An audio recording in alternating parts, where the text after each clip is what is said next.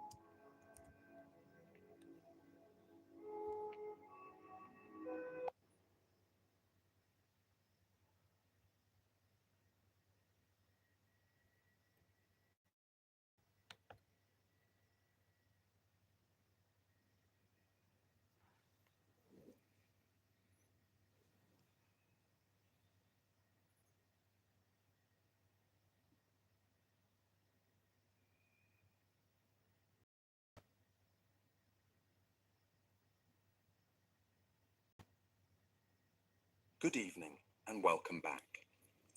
Tonight, we're diving into the fascinating world of Greek. As always, let me know.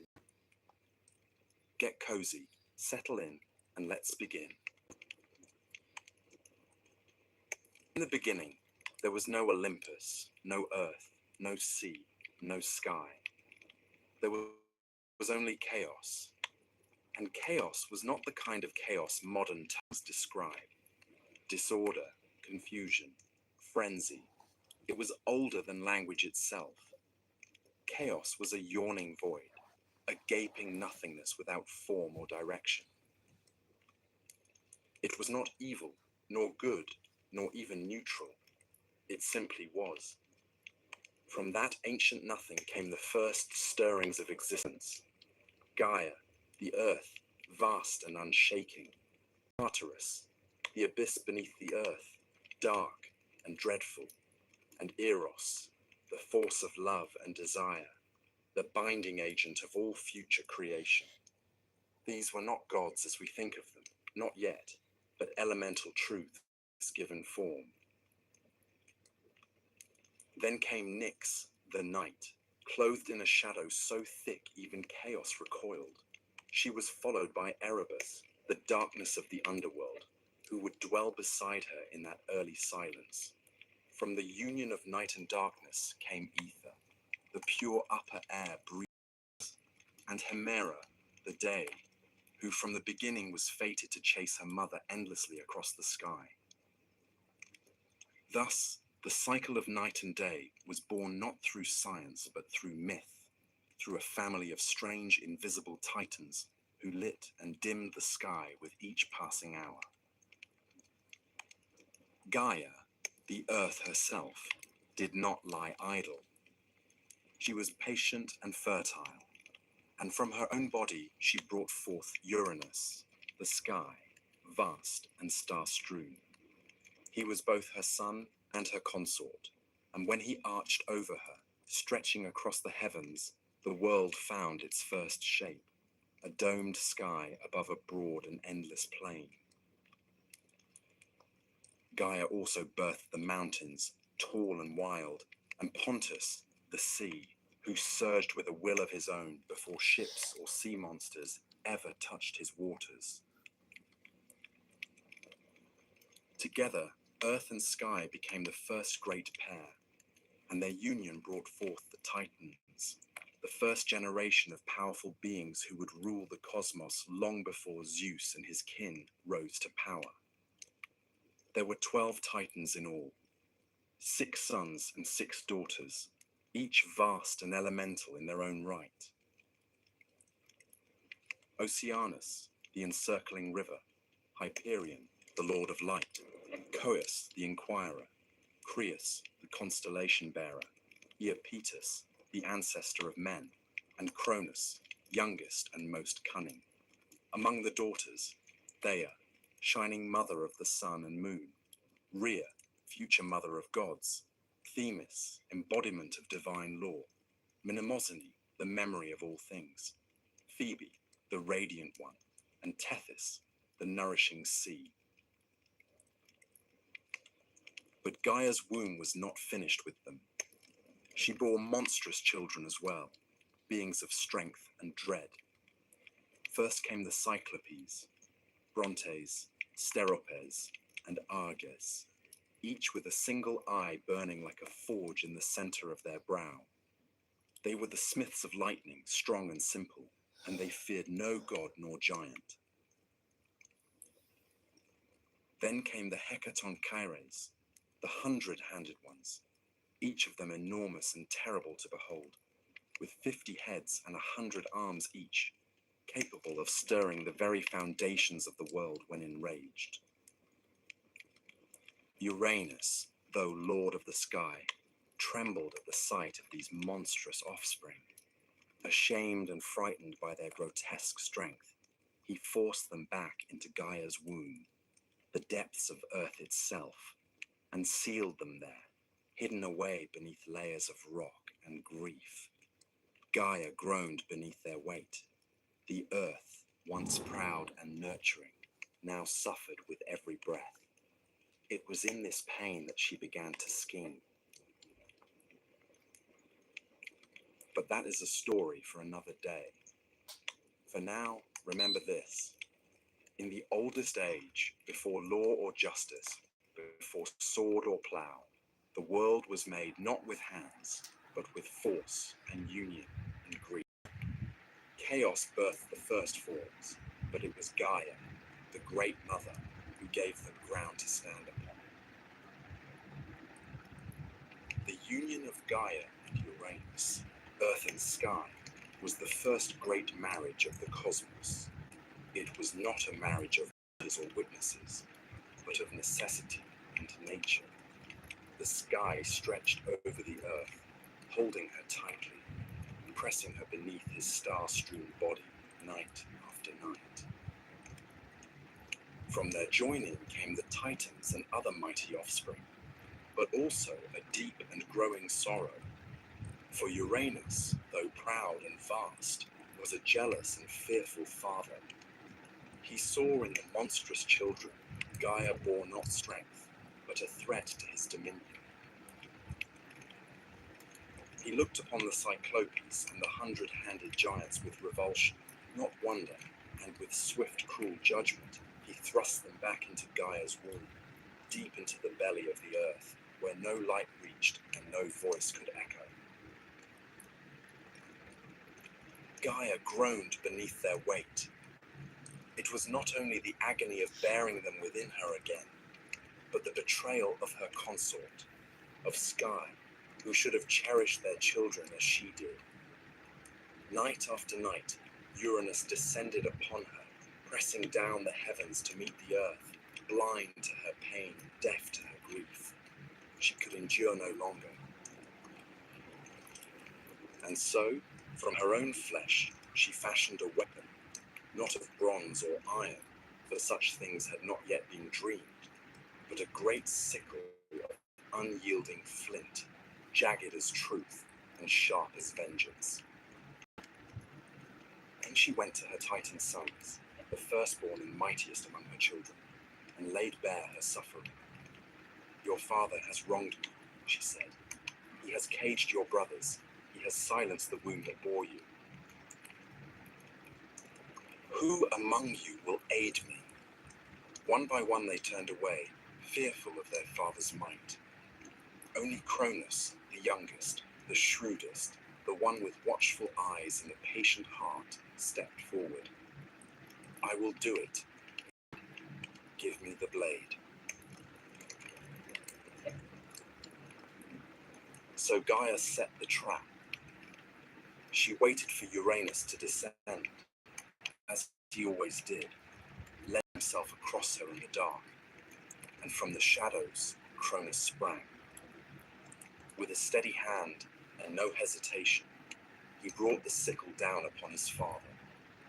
The sky shook with Uranus's cry as the blade bit deep, severing the source of his power.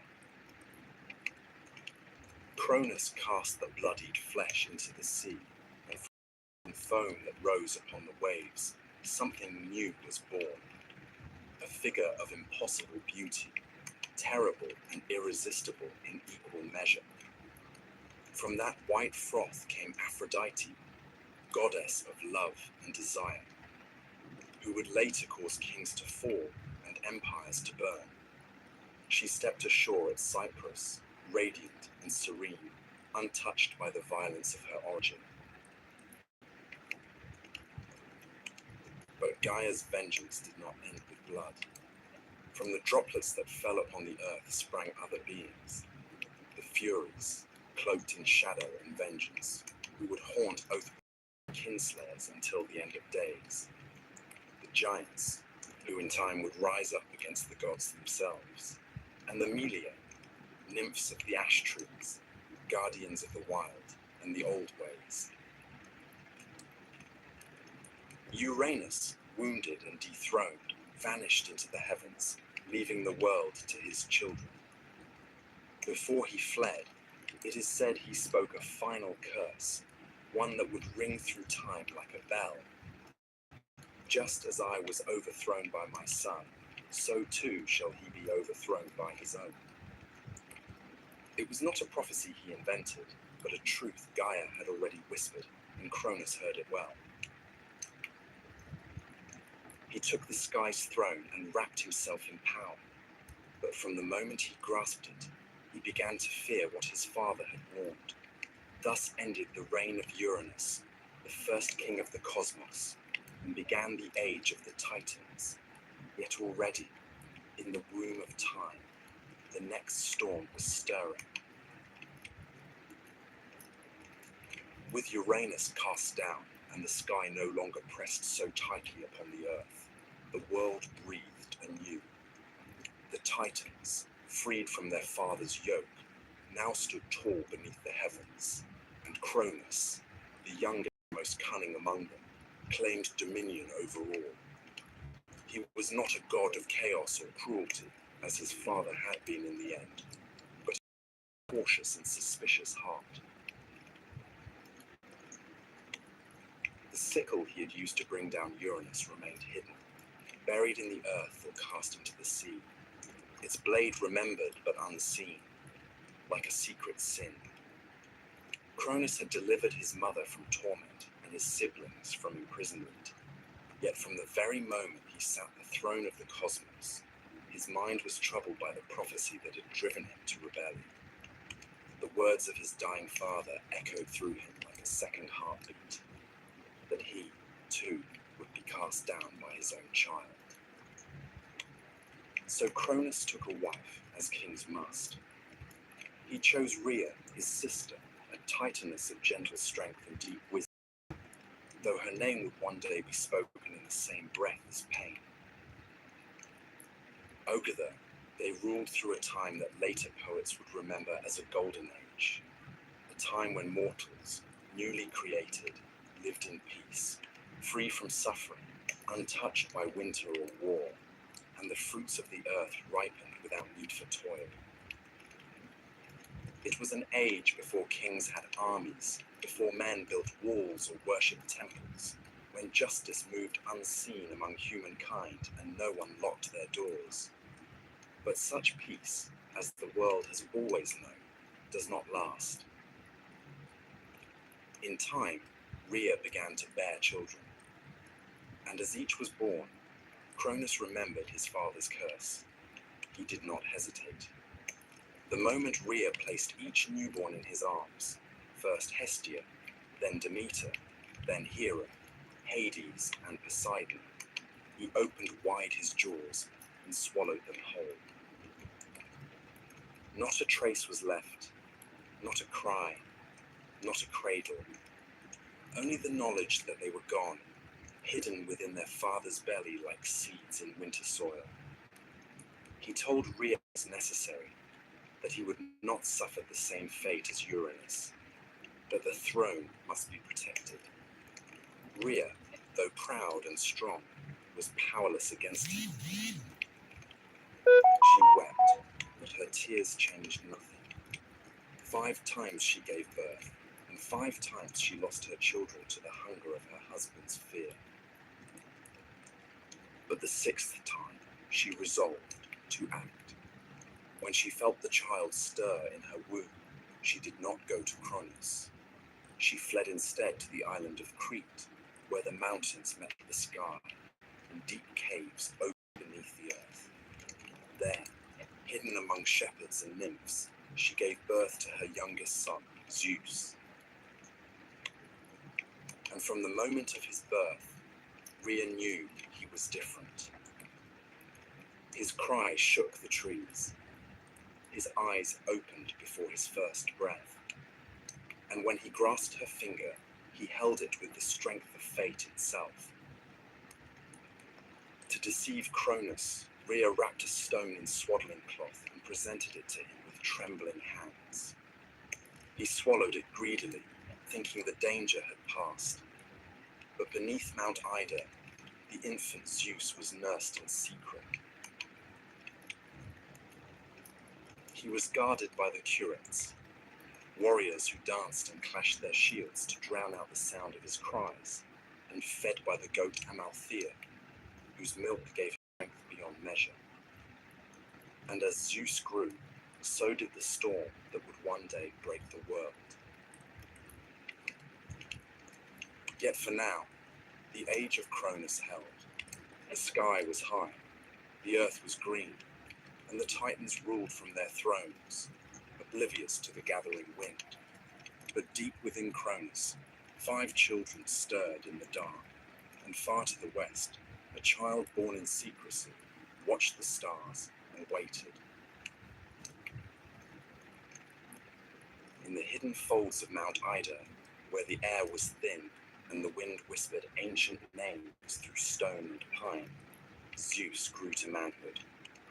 Raised in secret, far from his father's gaze, he learned of the world not through books or scrolls, but from the silence of the high peaks, the rustling of leaves, and the cautious stories murmured by his guardians in firelight. He drank the milk of the divine goat Amalthea, who had nourished him from birth, and from her broken horn, torn by accident or omen, was born the cornucopia, symbol of endless bounty. When Amalthea died, Zeus hung her hide among the stars in her honor, and her memory became part of the sky he would one day command. But he was not born to stargazing or solitude. The blood in his veins was thick with prophecy, and his bones carried the weight of rebellion.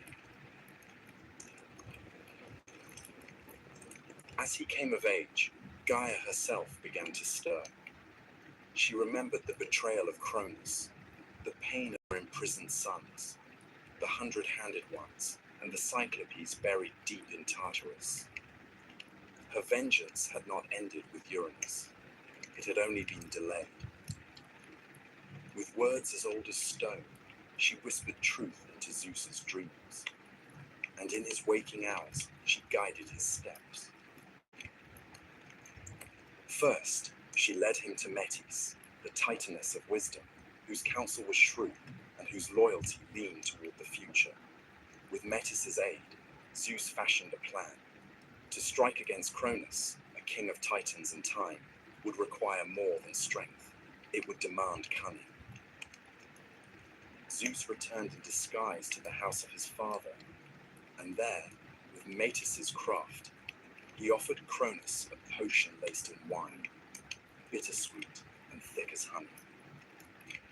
The drink stirred the old Titan's gut, and at last, with a shudder and a groan, Cronus vomited forth the children he had swallowed long ago. They came not as infants, but full-grown and gleaming, clad in the strength of us, reborn into a world already poised for war. First Hestia, hearth and flame, then Demeter, goddess of the grain, then regal Hera, proud and sharp-eyed, then Hades, lord of the dead, and at last Poseidon, master of the deep.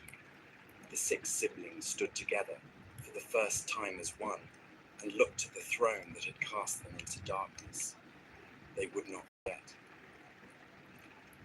But Cronus was not without allies. The Titans rallied to him, his brothers and sisters gathering atop Mount Othrys, the old seat of power in the south. Oceanus remained apart, too old or too wise for blood feuds. Others, Coeus, Crius, Hyperion, Iapetus, took up arms. So began the war the poets called Titanomachy, the clash of Titans and Olympians, a war that tore across the heavens and split the earth to its core. For 10 years the battle raged without end. The sky darkened with storm and smoke. Thunder and fire echoed across the mountains, and the world below, still young and silent, watched in dread as its masters fought for the right to rule. The Titans held Othrys, tall and time-worn, while Zeus and his kin made their stand upon Mount Olympus, a peak still unscarred by war. The battles were terrible and unrelenting. Lightning tore open the skies, and tidal waves swallowed islands whole. Volcanoes bled fire, and winds howled like wolves. At times the war seemed endless, neither side able to land the final blow. But Gaia, ever watchful, knew that the balance could not tip without what had been long buried. She counselled Zeus once more. If he were to win, he must descend into Tartarus and free his monstrous uncles, the Cyclopes and the Hecatonchires, whom Cronus had kept locked in chains out of fear. With his siblings beside him, Zeus broke the gates of the underworld and released the imprisoned powers. The Cyclopes, grateful and eager, gifted Zeus his greatest weapons, the Thunderbolt, the symbol of sky and storm. To Poseidon, they gave the trident with which he could command the seas, and to Hades, a helm of darkness that would make him unseen. The Hecatonchires, giants with 100 hands, joined the fight at last, hurling mountains like stones and battering the Titans with the fury of ancient things unbound. With these allies, the tide turned. The Athenians pressed forward with a fury no Titan could match. Cronus, proud and unyielding, fought to the last. But the prophecy, as always, unfolded without mercy. The Titans fell. One by one they were driven down, cast from the high places of the earth. Zeus did not slay them. He imprisoned them, as his father had done before. Deep into Tartarus, they were hurled, bound in chains forged by the 100-handed ones, behind bronze gates that would never rust or break. Only a few escaped that fate: Prometheus and Epimetheus, who had sided with the gods, and Themis, who foresaw the justice of their rule. So ended the reign